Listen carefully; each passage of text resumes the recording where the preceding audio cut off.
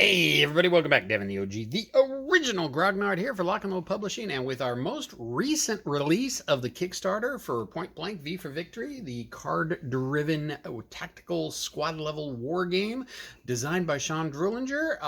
The Kickstarter's been up about a week and a half now, so you better go over and check it out and jump in on it. We got a bunch of stretch goals that we would love to get to, and they got some really good stuff in them. So yeah, go over there and jump in on it because Kickstarter's not going to last forever.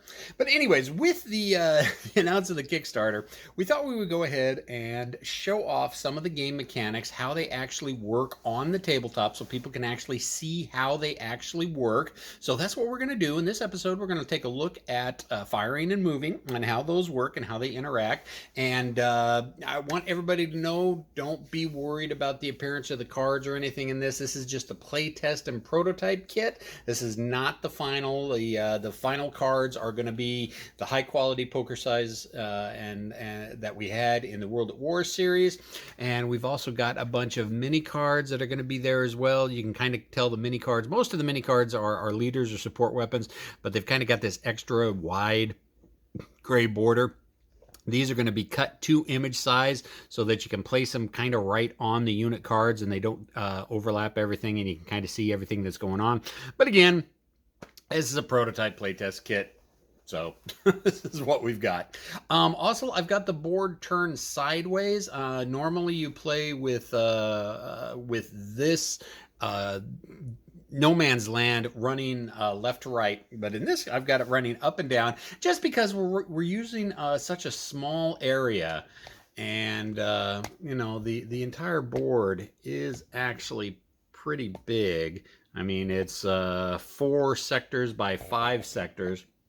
And so instead of having to reach across the table to try to get to the other side, I just go ahead and turn it sideways when I'm playing solo, because it just makes it easier for me to play, because everything's right there and I don't have to reach all the way across the board.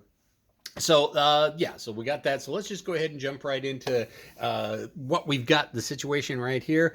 We've got a U.S. squad, M1919 30 caliber machine gun lieutenant in this wood building right here, and they've got some brush in front of them, and across the way is 2 German infantry squads, and they're in some woods, and we've got some flankers up here. There's another German infantry squad in there and some brush. So let's go ahead and just jump right into. The Germans are going to go ahead and activate first.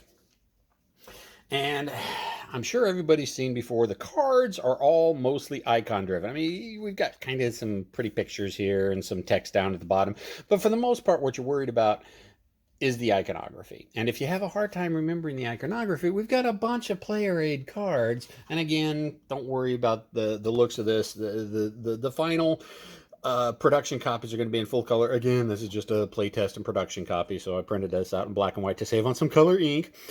You've got all the iconography and listed and what they can do right on the player aid cards right here. And we've got like 9 player aid cards, all in full color. A lot of great information, breakdown of all the terrain types, the sequence of play, combat modifiers, everything that you would need to know to play the game. So since it's icon heavy game, first thing you want to decide is, what do you want to do? Well, I think what we're going to do is we're going to have this German infantry squad up here. They're going to move up and they're going to try to move into this sector right here. So what we need to do is find a move card. And well, what do you know, right there, there we go. There's a move card. The up arrow is the move card. So for the German impulse, we're going to go ahead and take this card and we're going to play that on the infantry squad. Now, I could have played this on any squad I wanted to. It doesn't really matter. It's just I want to move, so we're going to indicate that those guys are going to move. Well, what happens if I didn't have a movement card? Say I just didn't have a movement card in my hand, and I really wanted to move. Well, there's 2 ways you can get around it. There are icons. It's a lightning bolt icon, and it is a unit action. Let's go ahead and take a look at the chart. Yeah, right there, that there. Unit action. You can use one of those, and by doing so, you can use 1 unit, and you can do any of the icons that are listed on their card. The second way that you can do an action without having the specific card in your hand is you can just dump one of your cards, just discard it, and then again, you can use any one of the icons that are on the card that you want to do. So if I wanted to do a move, I could do a move and just discard one of my cards and do the move action. However, We got a little thing in here that you turn your card sideways, and that represents them being spent. That means they've exhausted themselves for temporarily, or they're out of position, or they're just in really bad condition right now. So what happens if you discard a card to do an action on the unit card, you do the action and then the unit will be spent. And you turn them sideways, and they can't advance, they can't initiate assault. I mean, there's a whole bunch of things they can't do. They take penalties in melee. So you're going to want to try to ready them, and there are cards for that. Let's see if I have one. Yep, we got a card right here. That's the ready action, and there you go. May ready one unit. And basically, that means when you play that on that card, then he becomes ready again. Simple enough. But we're doing a move action, and we've got the card to do it.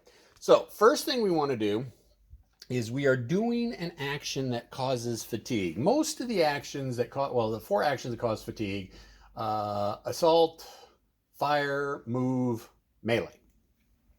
So whenever a unit does a fatigue action, you put a level of fatigue marker on it. And again, remember, these are just playtest prototype counters, so don't freak out about it. These will be our regular thick normal lock and load tactical counters that we get with most of our other games.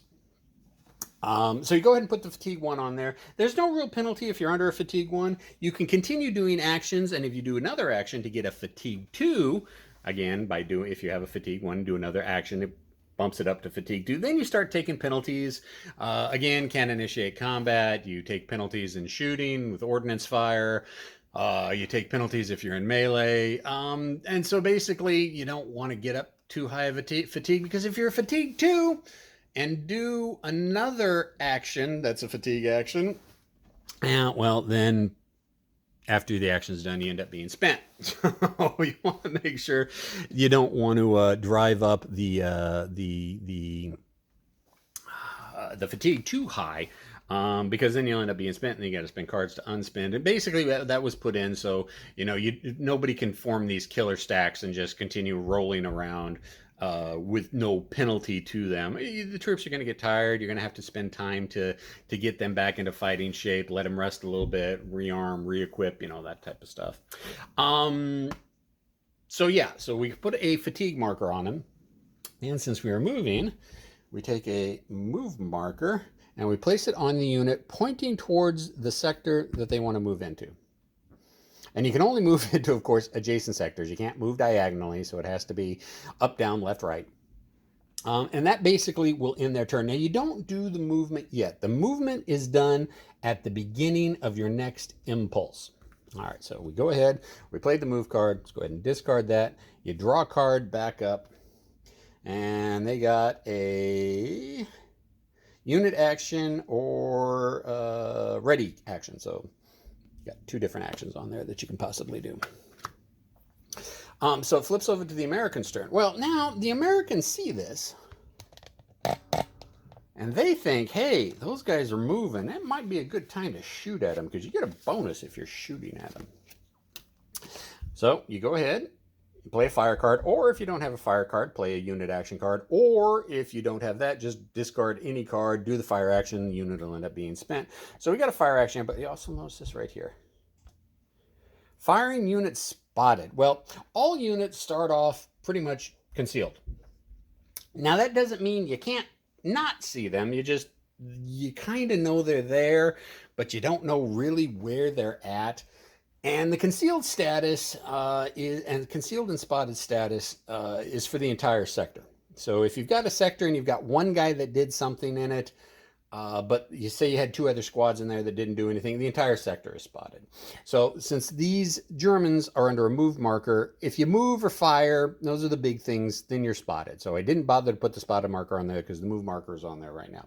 But the firing unit, they are concealed still, but since they're going to be firing, we're going to go ahead and put a spotted marker on there because they're firing, so the Germans now know where they're at.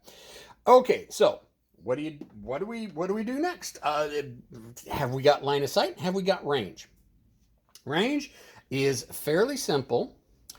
If you're going from one sector to another sector, that's 1 range unit.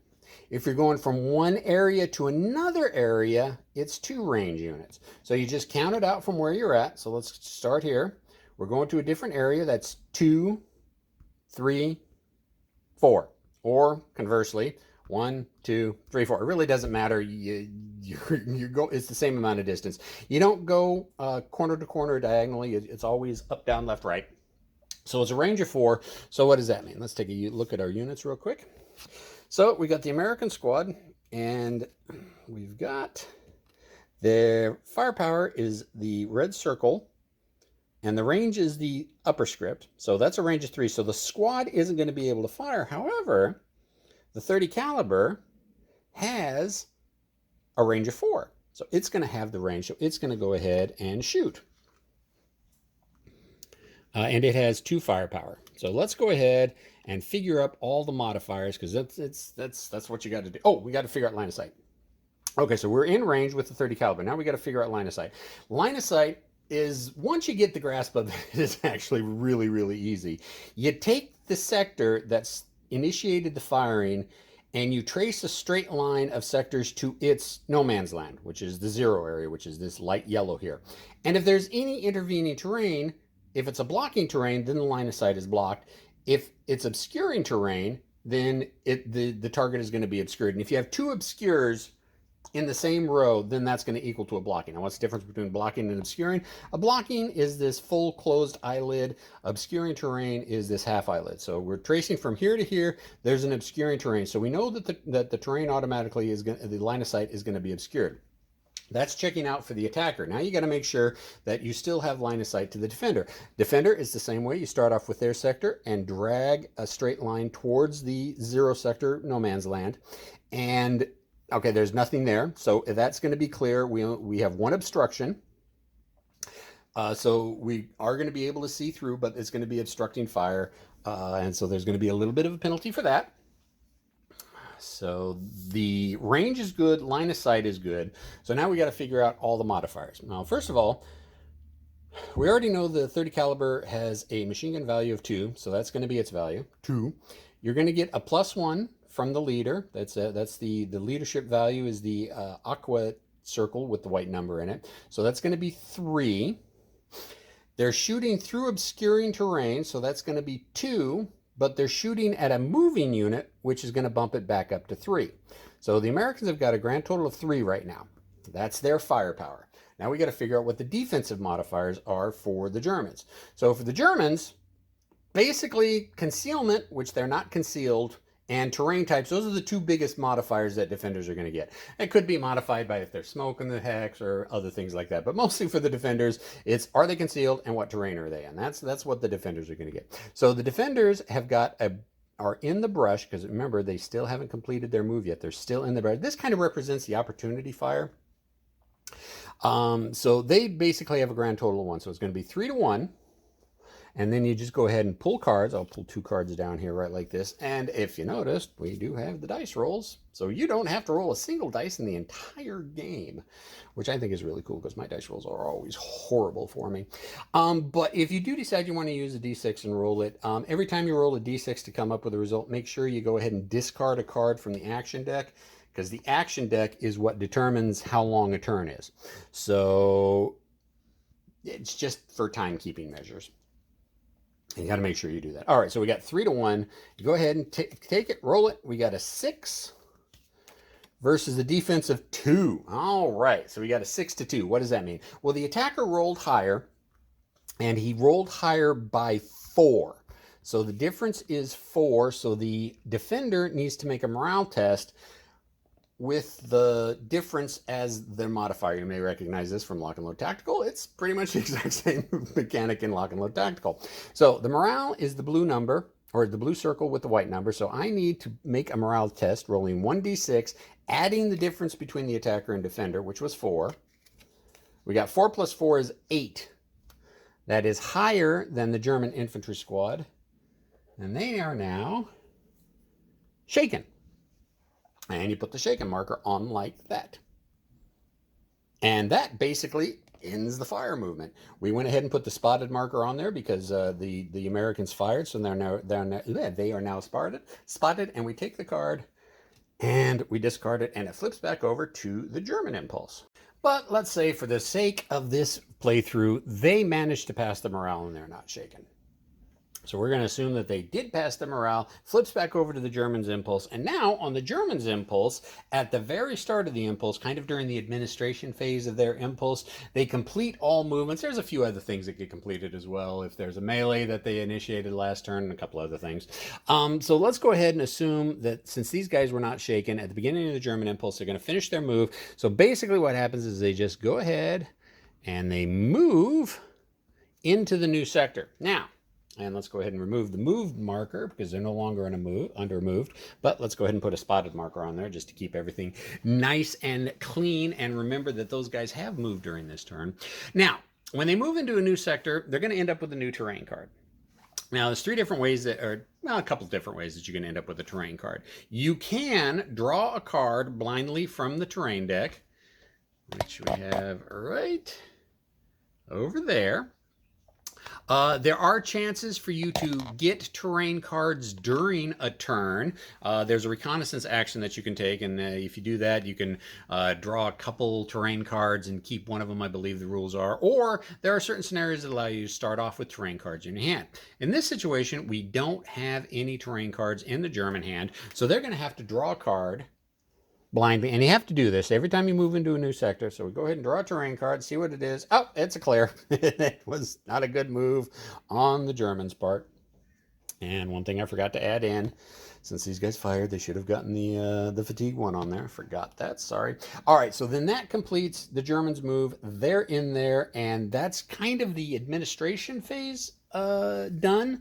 So then the Germans can now go ahead and do an action. So what do we want to do? Do we want to try to move again with those guys? Or do we want to try to shoot with the German squads? You know what? Let's go ahead and shoot with the German squads.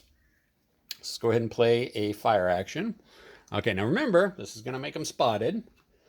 So let's go ahead and put the spotted marker on there. And just because we don't forget it, let's go ahead and put the fatigue marker on there as well.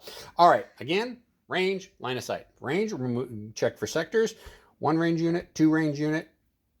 Their range is 3, so they're in range. Line of sight, from here to the no man's land, there's just a obstructing, so it's going to be obstructing. You check the defender's line of sight. Defender from here to here is also just 1 space and is obstructing. Now, remember when I said 2 obstructings are going to cause a blocking? Well, you don't count the same territory that's in the no man's land. If there was, say the Germans were here and there was an obscuring terrain here and then this terrain, that would block line of sight. But since we're tracing the line to from the attacker and from the defender to the center zone, it has to be 2 obscurings from the attacker or 2 obscurings from the defender. In this case, there's 1 from the attacker and 1 from the defender, so it's just going to be obscuring.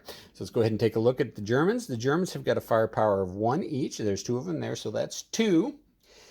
They have no leadership modifier. They're going to be -1 because they're shooting through obscuring terrain, so they're at a 1 right now. The Americans, they are not concealed because they did shoot. They are spotted, so they don't get the concealment bonus, but they do get the wooden building bonus, which is +3, which is kind of beefy.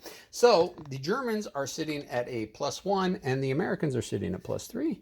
So let's go ahead and pull 2 cards out for the dice rolls. Let's go with the Germans first. 1 + 2 is 3, and the Americans get 3 + 5 is an 8. So the attacker did not roll higher than the defender, so there is no effect. Don't have to roll morale, nothing like that. And that ends the German turn. They would draw a card. They end up with a movement card, and it would flip back over to the Americans. And gameplay flips back and forth like that, impulse for impulse. You know, you activate 1 sector or 1 unit at a time and go back and forth.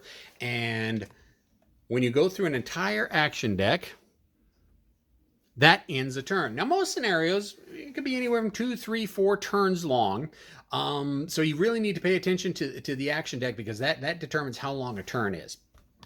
But that is the basics of Fire and Movement for Point Blank, V for Victory, designed by Sean Drullinger and being released by Lock and Load Publishing. I'll have the link for the Kickstarter in the comments below. Go check it out. Go sign up. Go on, do it. You know you want to. Questions, comments, concerns, complaints, criticisms in the comment section below. Talking to everybody later. See ya.